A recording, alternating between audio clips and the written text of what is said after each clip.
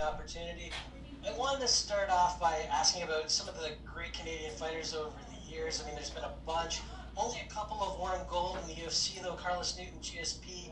Have you thought about what it would be like to be in that sort of company with a win here? Yeah, it's kind of crazy to be like I've been telling everyone.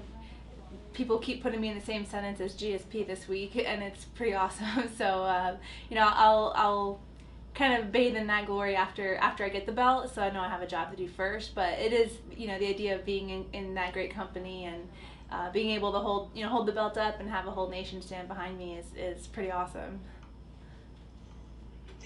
The poster for UFC 250 actually has you and Amanda sporting national colors, Brazil versus Canada kind of feel. Are you a fan of that? Is it extra motivation, or do you try and take this as just any other fight? Well, it's always any other fight. I always have someone standing in front of me I need to take out. But it is a really cool. I love the poster. I think it's really cool. You know, the look of it draws a lot of like national pride out of people. Especially from those nations. And even though we both live in Florida and I am dual citizen, it's like the Canadian people have really gotten behind me, and I'm so proud to be a part of. Um, you know Part of their sports athletes that they look up to and they want to support. So yeah, I love the posters. It's great. The fight being pushed back, and it's also no longer in Brazil, which it would have been originally. How does that work out for you? Does it work into your favor just a little because now you're not going into enemy territory? That never phased me. I always just kind of roll with the punches, and I've been in crowds that boo me, and I know the Brazilian fans are very, proud of their Brazilian champions, and it would have probably felt a little different. But honestly, none of that really intimidated me or scared me. Like I was excited to go to Brazil. My team was excited to go. Obviously, when things changed, when things got a little crazy with the world, we didn't want to go on an airplane anymore. That was kind of the thing, and it ended up working out great that it was here in Vegas, and yeah, now we're here. I mean, it definitely got. We just had to live day by day, So I didn't as time went on during the camp, I didn't set expectations for how things would go, where we would be. We didn't know a few weeks ago where we would be. So that way, you don't ever have any letdowns or expectations to try to live up to. So I'm really good at rolling with the punches here.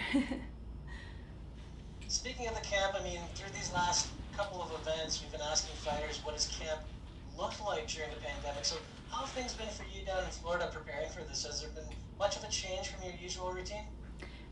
Definitely a big change.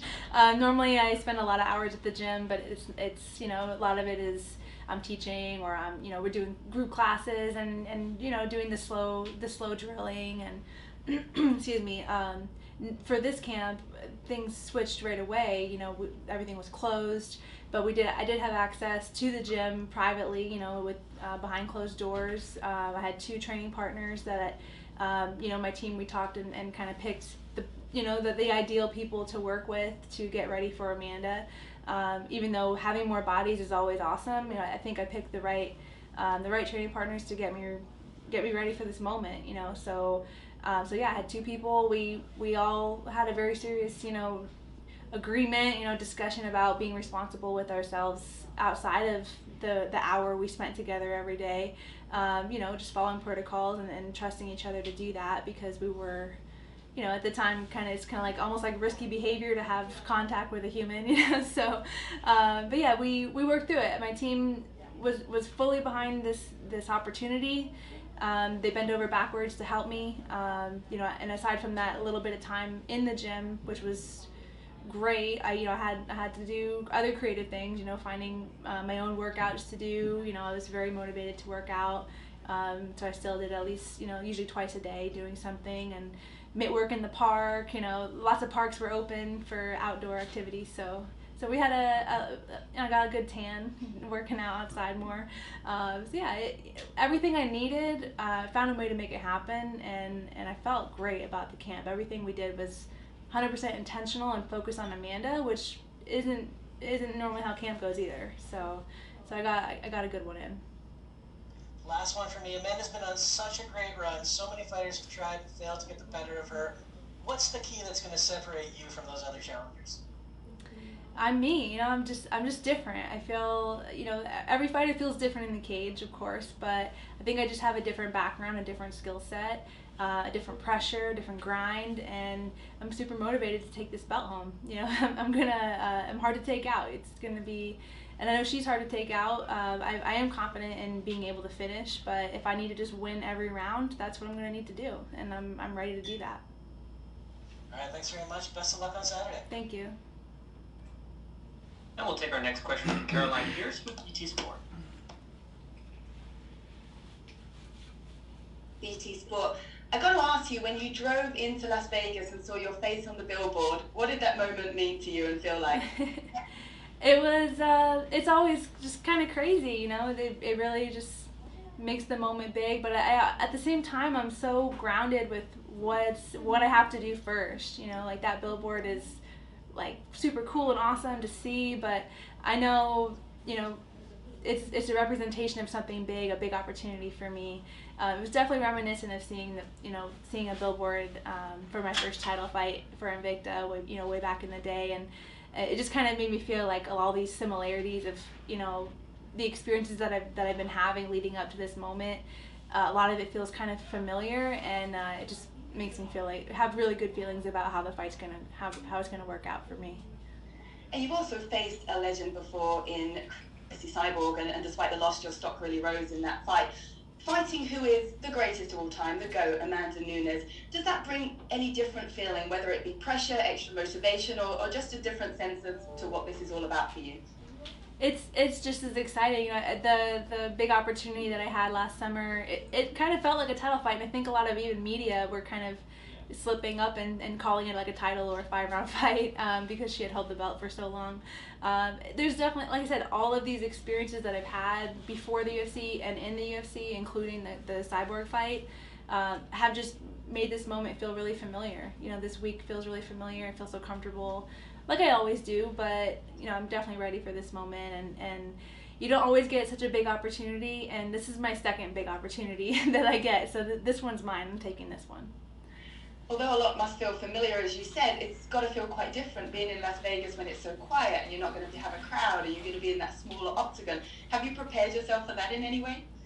I think we've been preparing for this for months. The whole world we're all adapting and going through new normal, and like I said, we roll with the punches so well. We're just we're looking at what we need to do and just doing it, and sure, things feel a little bit different, but I always say, like, we joke around in the gym, like the weirder my camp gets, the more weird things that happen or just weird circumstances, the better I perform. So like if it's weird, I'm okay with it, and I'm gonna embrace the no crowd. I'm really gonna everything about this camp and this event and this fight week. I'm just embracing it, and I'm gonna just go with it.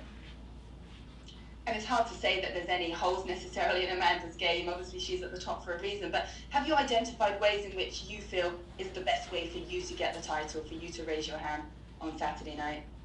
I think I just adapt. I can adapt to every moment, and I'm ready to, my mental game, I think, is what's going to win. I don't get stuck. If something doesn't go my way one moment, I don't get down on myself. I don't feel like I'm losing, anything or any momentum.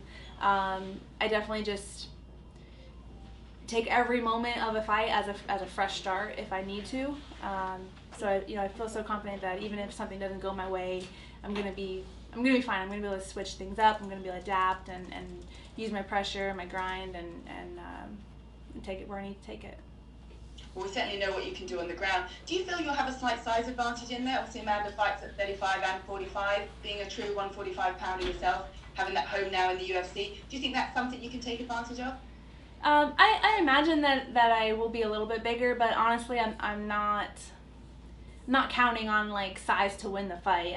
I don't imagine it'll be too big of a difference, or everyone that's standing in front of me, it's not going to be a huge discrepancy, or even if it was, I don't think it plays that much into the game plan, So I fought people that are bigger than me, looking at them, and it doesn't faze me, so I don't anticipate it would faze her. if I was a little bit bigger looking in the cage. So definitely not counting on size to win this. I'm counting on my skills to win this. And have you heard that she's no longer the lioness? She's now referring to herself as the cactus to us at BT Sport. She said she's going to be very sharp if you come near her. What have you got to say to that? I love it. That's hilarious. I believe her. You know, I know she's going to be the best version of Amanda, or at least I'm expecting that, and I'm going to be the best version of me, and we'll play it out. And last question from me. You'll be the first Canadian to challenge for a title since GSP did it against Michael Bisping in 2017. What does it mean to represent Canada and you know, being compared, as you said previously, to Georges St. Pierre? It's an amazing feeling. Like I said, to have you know, a whole nation of people feeling like they're all behind me, you know, messaging me and just you know, throwing the flag up with me, you know, to represent. So I'm definitely honored to be in this position and lucky to have, you know, the support that I have. So yeah, I mean, there's nothing I can really say other than I'm just like humbled, but also super, you know, motivated to make everyone and myself, you know, just believe in me. Well, we're excited for this opportunity for you and can't wait to see you go to work. Best of luck. Thank you. And we will take our next question from Gabriel Pangalangan with Dojo Drifter. Hi Felicia, how you doing? I'm doing good. How are you? I'm doing great. So you've been pegged as a sizable underdog in this fight, but do you enjoy the underdog status, and do you think it relieves any pressure in any way going into the fight? I love underdog status. I definitely, I hope I'm always the underdog in a way. You know, it's just nice to know what you're capable of, and hopefully on that night, you know, bring it out and execute what you know you can do. And in this case, being such a big underdog, hopefully shock the world. Yeah, so you're looking to shock the world, and Amanda is a dominant two-division champion. If you were to beat her, of course you're aiming to beat her, where do you think this ranks in terms of upsets in MMA? It would have to be a big one. I feel like it would be on a lot of people's lists, maybe like top 5. You know, it's hard. I haven't really given it much thought on the upsets in history, but I know it would definitely be up there for a lot of people. I feel like for like the people around me and the people who support me, it might not be a surprise, but for a lot of people, it will be. Yes, we've seen it before when dominant champions have their opponents mentally beat before the fight even begins. Where are you before this fight mentally? I'm great. This is just like every fight. You know, I know the stakes are higher, but every fight is the biggest fight coming. You know, like even my last fight, that was the biggest fight of my life coming up, because if whatever happens in that fight is going to determine the future. So for me, Amanda's another human being standing in front of me, and you know, I always believed that I would not be fazed by big names or anything like that, and I proved it to myself. I proved it to the world, I think, last summer. You know, I truly was not fazed by a legend standing in front of me, you know, so I'm honored to stand in front of a legend, grateful for the opportunity, but I'm not fazed by it. You know, I know it's my skills and another person's skills, and we're going to fight and see who wins. All right, thank you, and best of luck. Thank you. And we will take our last set of questions from Gustavo Falden with ESPN Brazil. Gustavo, please go ahead. Hi Felicia, I wanted to know which one and why do you think it's the most difficult? Solving an algebra equation or solving the problem of beating Amanda Nunes? Depends on the question, I guess. I think the skills. And if people don't know, I was an algebra teacher up until last month. The reason why I love to teach algebra is because it's not about the algebra or the math. It's about the mental capacity to see a problem and solve it. And I think it really translates into fighting too. You know, I think I'm a very composed fighter, and when I'm composed, I can see a problem and find a solution. That's where I was talking about being adaptable. You know, I can see a problem, make a change, and do it better, you know, in the moment. So I think it plays hand in hand with what I'm up against. Just that mental problem solving training, all in real time. And how do you feel, you know, with the pressure that Amanda has on her to being the favorite, being the champion? How do you feel about causing the upset? I'm excited about it. You know, I know she's confident. I also hear, you know, I believe that she does not underestimate me. I think the world underestimates me more than she does, and I believe she expects a good fighter in front of her. Unfortunately, she's going to be fighting me, so I'm going to be not allowing her to make history on Saturday night. To you know, her goal to defend both belts simultaneously and be the first to do that. So unfortunately, I won't be, if I have anything to do with it, I won't be letting that happen on Saturday. And the last one, usually we say that race drivers, when they put their helmets on, they become like other person, ultra competitive, and they become like wild. You seem like such a nice person. You're just so cute, and then when you go to the octagon, you transform yourself. Tell us a little bit about that transformation from Felicia outside the octagon and inside the octagon.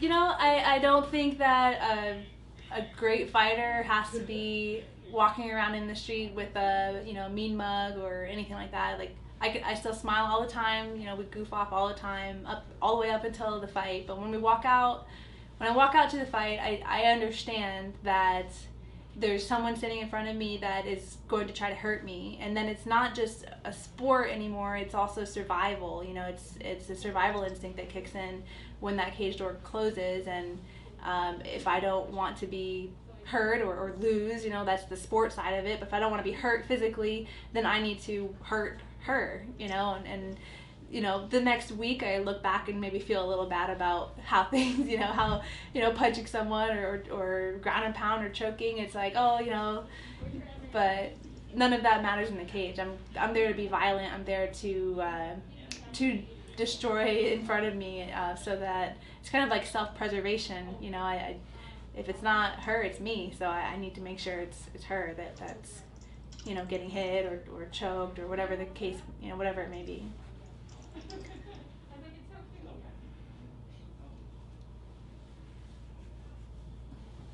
Perfect. Thank you, Felicia. That's all the time we have. Okay. Cool. All right. Thank you, guys. Wish I could see you. Bye.